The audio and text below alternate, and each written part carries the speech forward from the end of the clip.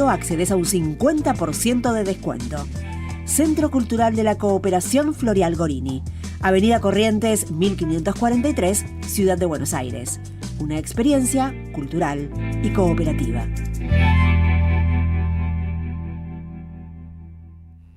Muy bien, Bueno, tu columna, Jorge, que está tiene acá. que ver con la inentendible posición de Europa en el conflicto de Ucrania. Sí, Lo vamos de a hacer una inentendible se lo pequeña. agregué yo. Sí, pero está bien, es un buen agregado. En este momento se están desarrollando conversaciones en Arabia Saudita. Primer elemento del que participa Estados Unidos y Ucrania únicamente.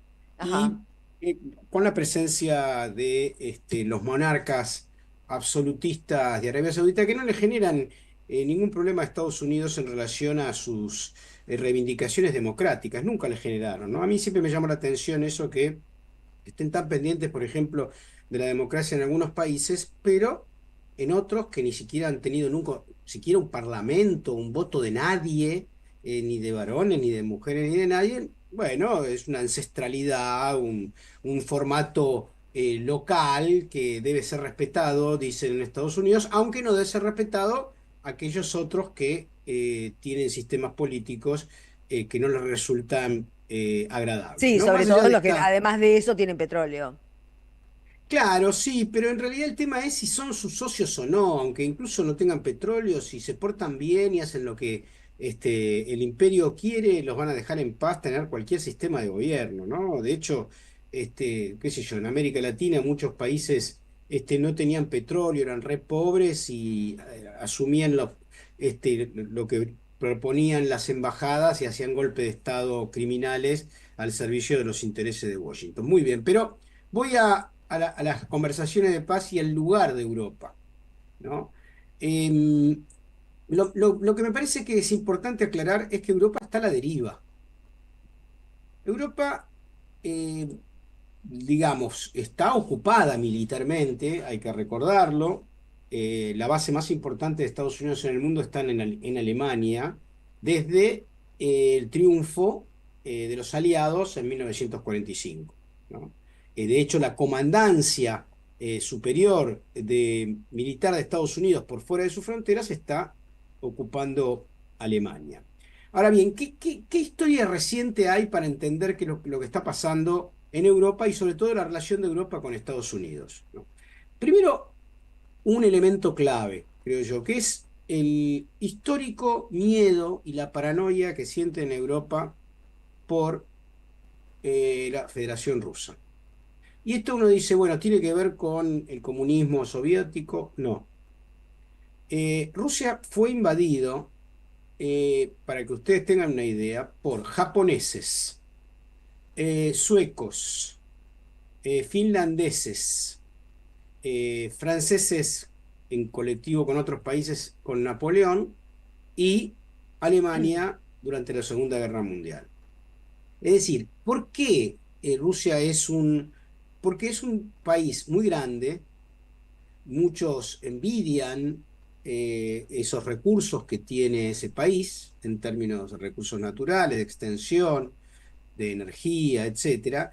Y el solo hecho de que exista un país que sea, para que tengamos una idea, ¿no? Rusia es dos veces Europa Occidental, toda Europa Occidental.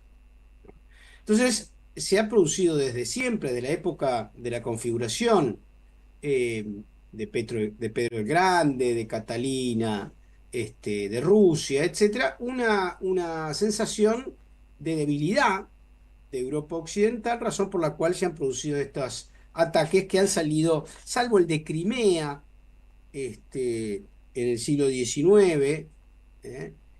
Perdidosos, ¿no? La mayoría de las guerras estas a las que hice referencia, la invasión de Suecia, en el siglo XIX también, etcétera, han sido derrotadas.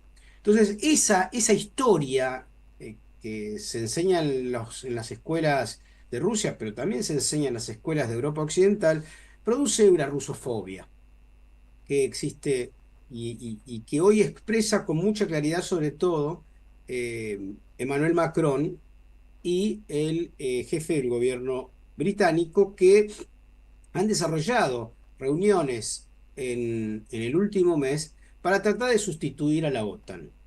El británico es laborista, ¿no? Sí, sí. Sí, y Estamos Macron, perdidos, estamos perdidos. sí, y Macron también viene del Partido Socialista, Sí, más pero es allá más que ya lo conocemos como alguien más de derecha. En el laborismo sí, teníamos un poco se ha más de escindido, expectativas. se ha escindido del Partido Socialista, ha conformado su propio partido, hoy en minoría, es la tercera minoría dentro de Francia, pero como es el presidente que es ajeno de alguna manera a la configuración del primer ministro, sigue teniendo mucho poder en Francia y es el que ha tenido en el último mes, y le ha contestado Vladimir Putin, un ejercicio de discursivo más violento, ¿no? A lo cual ha producido casi, recuerdo anteayer una conferencia de prensa de Vladimir Putin diciendo, no sé, Francia quiere hacer la guerra a Rusia, ¿realmente es eso lo que quiere Macron? Digo, solo dice Putin, ¿no? Pensalo bien, Putin decía, Claro, pensalo dice, bien, Macron, porque eh, mirá que el poder de fuego de Rusia es aproximadamente 100 veces al de Francia. Y nosotros, y esto es muy importante que la gente lo sepa, no estamos haciendo una guerra en Ucrania, sino una operación militar especial. ¿Por qué? Porque muchos de los ucranianos son rusos y no queremos matar población. Por eso no hemos utilizado, más que en muy pocas oportunidades, armamento de última generación. Cosa que sí utilizaríamos, obviamente, si Europa Occidental se decide darle continuidad a la guerra. Ahora bien, esto tiene mucho que ver con la historia de la OTAN. La OTAN se forma en abril del 49. En el 1950 todavía vivía Stalin. Stalin pide el ingreso a la OTAN. ¿Eh? Pide el ingreso a la OTAN para ser parte de los triunfadores, digamos, ¿no? De la Segunda Guerra Mundial, mm, 5 años, cuatro y ellos años. también habían ganado, tenía derecho. Exactamente, de una organización militar de defensa común. Habían ganado todos esos países conjuntamente a la Alemania nazi y pide el ingreso y se lo niegan. Entonces, la respuesta de Stalin en aquel momento, 4 años después, es la configuración del Pacto de Varsovia, que se disuelve el Pacto de Varsovia cuando cae el muro de Berlín, desaparece la Unión Soviética y se generan un montón de otros países en esa implosión de los años 90. En el año 2001, en el primer gobierno de Vladimir Putin, ya asumiendo la Federación Rusa una perspectiva económica capitalista, vuelve a pedir el ingreso. Segundo, solicitud de ingreso, en este caso ya no de un país comunista, sino de un país capitalista, y también se le niega. Con lo cual, la conclusión que en varias de los textos de Putin es, bueno, evidentemente es una alianza militar contra Rusia, porque Claro. si el único que no lo dejan entrar es a Rusia, está claro que somos sus enemigos, tendremos en todo caso que comportarnos de acuerdo a esa realidad, ¿no? En 1966, digamos unos 17 años después de su configuración de 1949, Charles de Gaulle, entonces presidente de Francia, decide salir de la OTAN. Y este es un elemento histórico muy importante porque de Gaulle dice, yo no quiero ser parte vasallo de los Estados Unidos, porque la OTAN está siendo comandada por Estados Unidos, no quiero, creo que Francia tiene que tener, Francia es, para ese momento ya era una potencia nuclear, igual que el Reino Unido, y decide darse de baja de la OTAN, reingresando eh, bastante años después, en el 2009, con la Francia neoliberal, vuelve Francia a la OTAN, ¿no? ¿Por qué esto es muy importante de Charles de Gaulle? Porque ahora Europa está discutiendo nuevamente una autonomía estratégica, ¿no? Una autonomía de cara a Estados Unidos, pero teniendo nuevamente, como siempre, a la Federación Rusa como su enemigo y contendiente. Pero qué Eh, insensatez, qué es una insensatez. insensatez, efectivamente, porque cuando hay prejuicio cuando vos crees que el otro, en este caso Rusia, quiere, como dijo Macron, extender sus fronteras hasta Lisboa, eso es lo que dice en Francia, ¿no? Y bueno, entonces Tolstoy es el enemigo de la humanidad, ¿no? Bueno, y Dostoyevsky también. Es A toda esta impresionante. nota a pie de página, o casi de color, el bisnieto de Tolstoy es uno de los más importantes diputados de la Duma, del Congreso ruso, y es el interlocutor con Francia, porque vivió muchos años en Francia, se formó académicamente en Francia, se llama Grigori Tolstoy, Ay, llamarse uno de los Gregory más grandes, Tolstoy. Qué, ¿eh? no, qué nombre power. Gregory Y bueno, y es el Tolstoy. bisnieto además, y es bravísimo, Así. muchísimo más bravo que su bisabuelo, porque advierte a Francia casi cotidianamente en francés, con un gran francés, de que no sigan provocando al oso ruso. Ahora bien, ¿qué tenemos?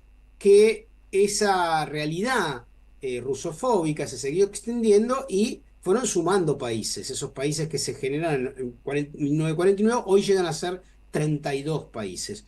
Incluso todos aquellos que están más cerca de la Federación Rusa, pese a que a mediados del 90, como lo dijimos en varias oportunidades, se le había comprometido de que no se extendería más allá de Berlín, es decir, de la Alemania unificada.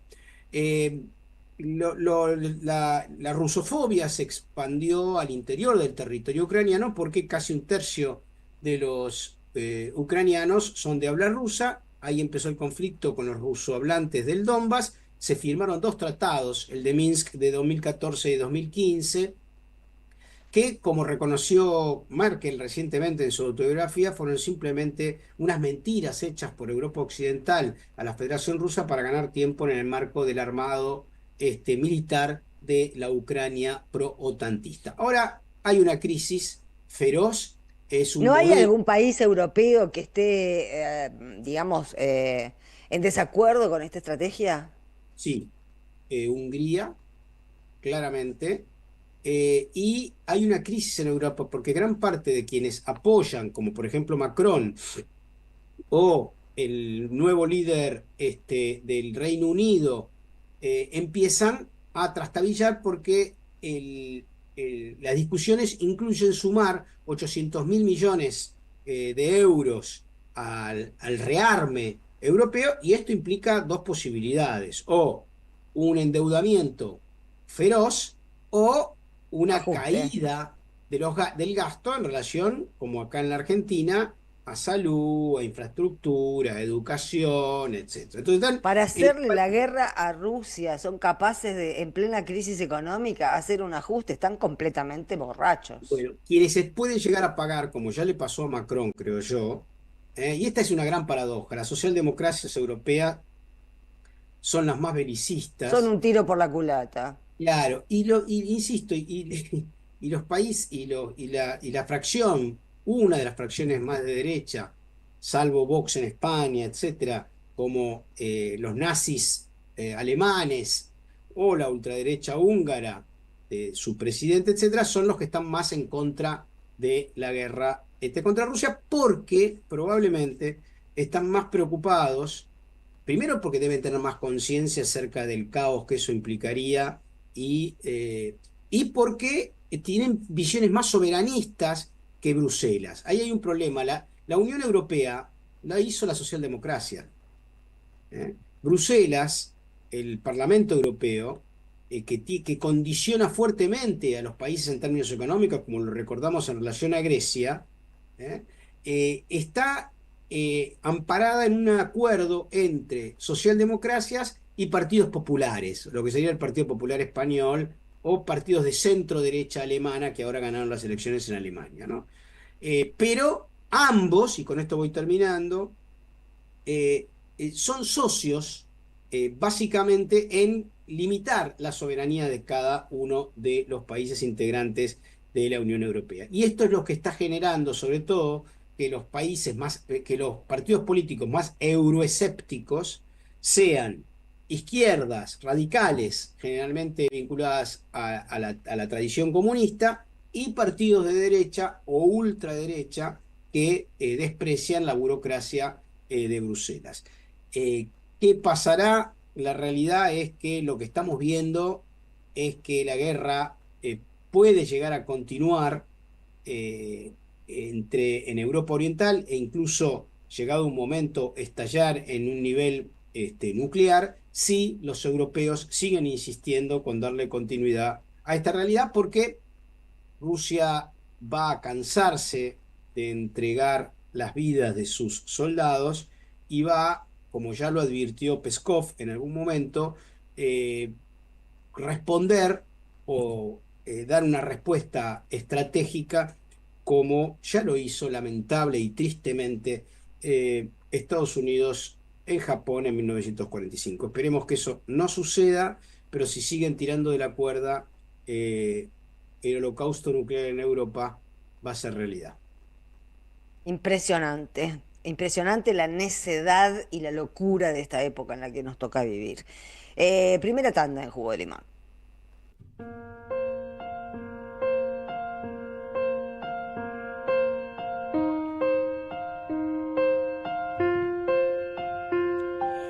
Hoy perdí las cosas que pensaba proyectar. Hoy perdí la calma y perdí el tiempo. Hoy perdí el dominio de lo que nunca soñé.